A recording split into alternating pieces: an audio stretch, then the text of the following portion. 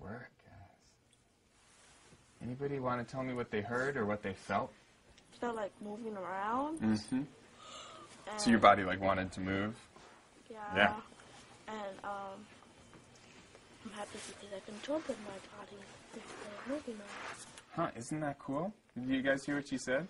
She said she was happy that she was able to control her body instead of moving around. So it's interesting to know that you always have that choice. Sometimes you want to do something, maybe you get upset, you want to like push somebody or something. But what you were just saying is you're actually able to control it. You're able to feel the impulse. That word impulse, the word impulse means the feeling that you want to do something. But when you do mindfulness, you're able to feel it, and then you're able to see, oh, I have a choice. I can do that, or if I want, I don't have to. And it feels good to know that you have that choice, right?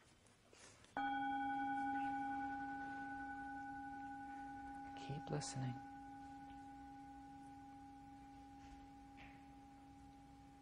Raise your hand when you can't hear the sound anymore.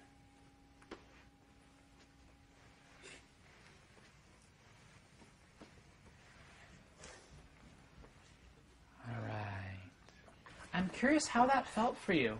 I feel like I was at home, and when you ring the bell, it felt like my mom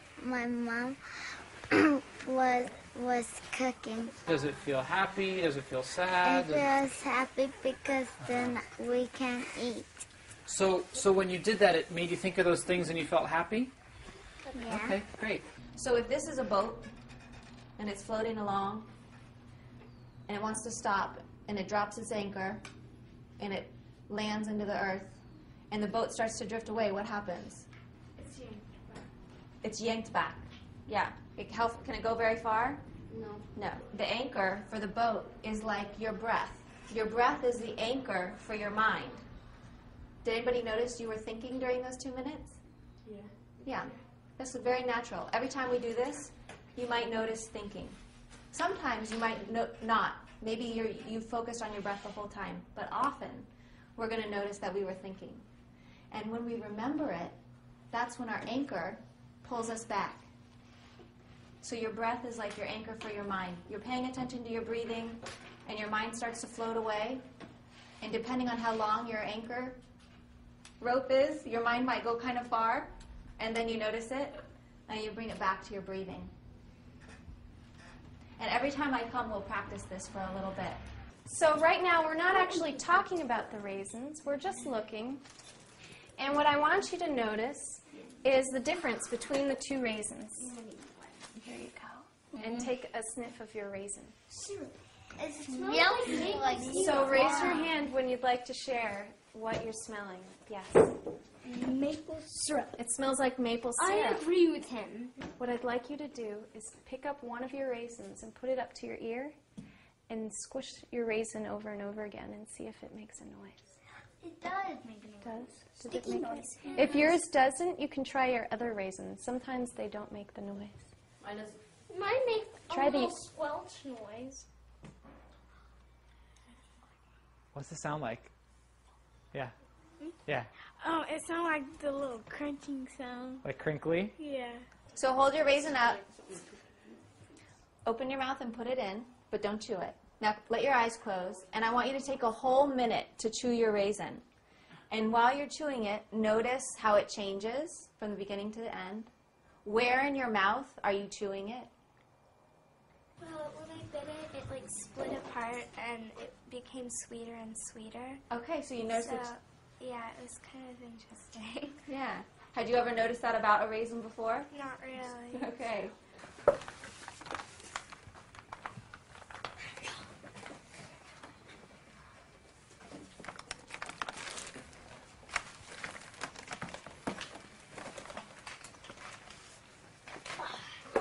We'll take about 2 more minutes in our journals.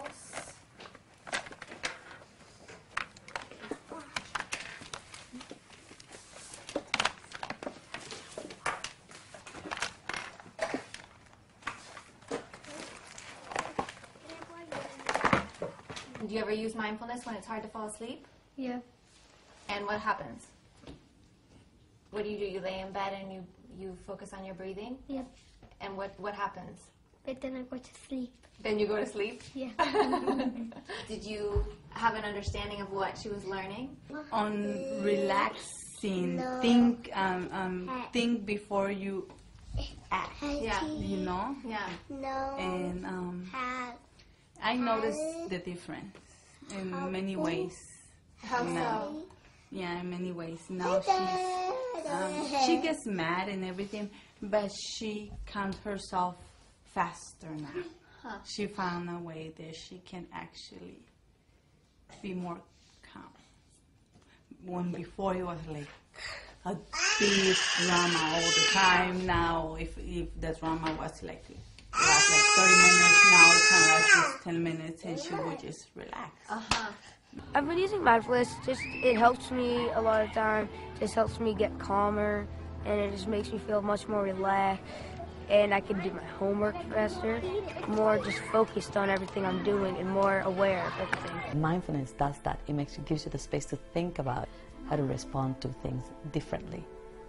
And many of them really liked having that space where they were just quiet and they can just be and not be pushed to be somewhere a certain time, demanded, required to be somewhere.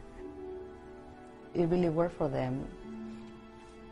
Mindfulness actually helps you relax and think about the problem and think about a solution to the problem and think about if you reacted in a negative way, what will be the solution to that or what will happen next. So it's definitely helped a lot. I don't think I've ever taught you guys about the vacuum cleaner breath, have I?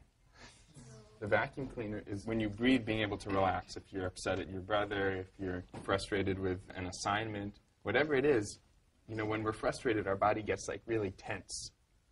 Let's try that for 1 second. Ready? So what we can do is when you breathe in, just make your whole body really tense. And then when you breathe out, we'll let it all go. Let's do it a few times.